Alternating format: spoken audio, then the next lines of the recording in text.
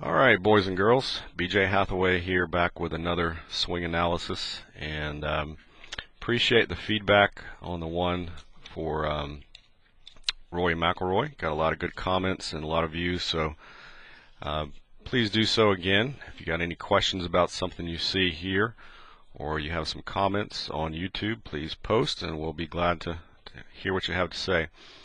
So this is Rickie Fowler, and very good player, good athlete, hits it really far for his size. And a couple of notes on these videos on the left and the right are from the same location in September of this year, 2012. The shot on the right is, left is a driver. The ball moved probably the smallest amount I've seen in movement in a draw, about 3 to 5 feet, so just barely move right to left. And the shot on the right is a hybrid. It was a very minor overhook, probably 7 or 8 yards of right to left movement on that one. So both pretty good shots, and since I've filmed these, I try to get in a good spot where we can see the things we need to see. So what I've done on the left is go ahead and outline the swing plane, and red is the backswing and downswing in yellow. So we'll start over here on the left and address. So as Rickie moves from address, which is what we call P1, to P2, when the club starts to get, for the first time, horizontal to the ground, you'll basically take the club a little outside and with a lot of width. So there's P2. Keeps the head pretty steady. Doesn't really change flex in the knee yet. You'll see he's a little low in the knees at address with the driver, and hands are a little lower than normal.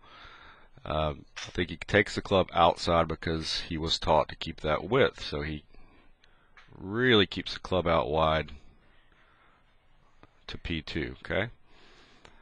As we progress to P3, where left arm is first parallel to the ground, you'll see, at least on the right, a little late with setting the wrist, a little less than 90 degrees, but still very centered.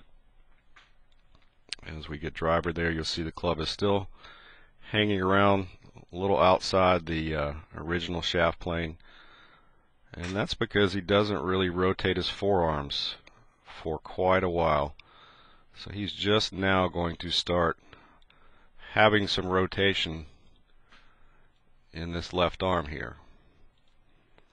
So when he starts to rotate, that's when the club will start to move back onto a plane that's almost similar to the shaft plane. You'll see it just takes a while. So right about now, if I change this color for you, there's the shaft, and it's starting to get parallel to the plane.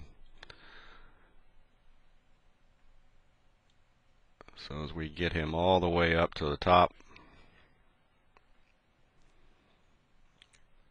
you'll see nice and centered. A lot of turn in the shoulders. It looks like he's moved his head off the ball, but he really hasn't. What happened was his head rotated. So lots of coil in the upper spine. We'll get a better picture of that as well over here. Okay, so there he is at the top. Started to lose most of the flex in the right knee.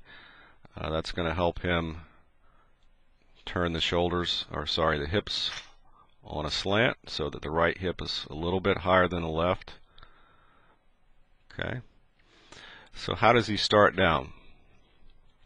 That's the question. Most of these guys are going to do a very similar movement.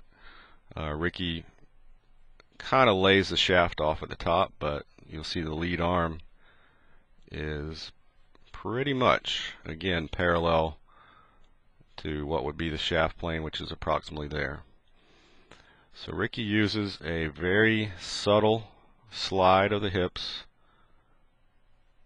and what appears to be a simultaneous turn. Okay, so that's going to create some stretch in this region of his spine right here. So you'll see just a little subtle movement. Now, how can I tell that those hips are sliding and not just turning? So what I do is mark an approximate location for the middle of his right leg. And now we can see, even though it looks like he's only turning, that bone in the middle of his right leg is moving forward. So that's the evidence of the slide there that helps do a couple things. Let's go back to the top. So what does the slide do? First of all, it helps him so he won't come over the top. Okay, so if you just fire hips around rotationally, even if you're a great spot at the top, it for most people creates a tendency to come over the top. So that little subtle bump helps to start to get the hips back to level, which would take any spine rotation or spine angle and start to help it tilt this way so that he won't come over the top. The other thing that he does that's very similar to what most of those guys are going to do is the arm plane is going to change. Okay, it's going to flatten out just like it did going back. Okay, so that's how these guys all move very similar, even though at normal speed they will appear to only turn their hips. There's some slide there and the arms are basically flattening out. And so you'll see him pick up this plane here. So what I did was trace best I could, frame by frame, approximate location on the hosel, just to have some mark that I could watch frame by frame. So yellow is going to be the downswing plane, if you will. Okay, so there's the arms drop. Hips have started to square up and also get closer to level. Okay, as we get close to release point here, he's got still some flex in the left knee, which is necessary.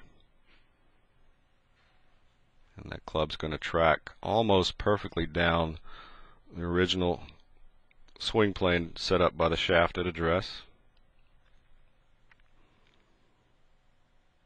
So not much movement on this shot. This one over here had just a little bit more movement.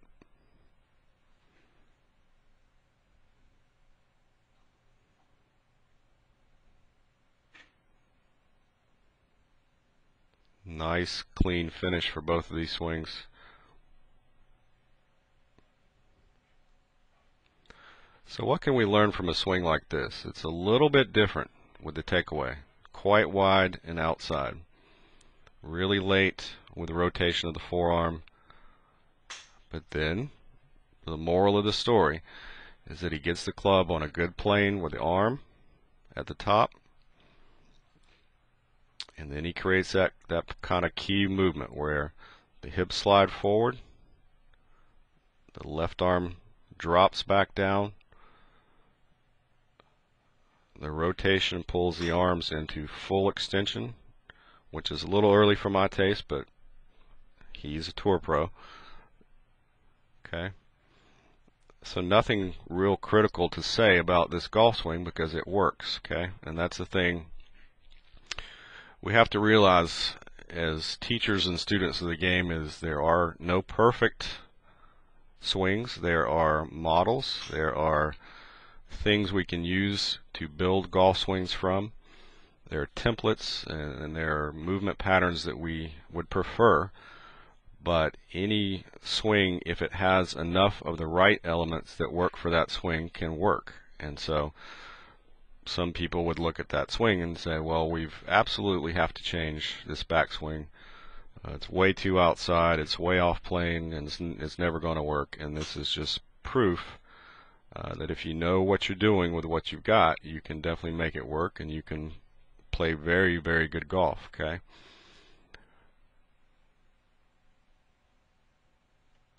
So good balance, good rhythm, very good pivot for the most part.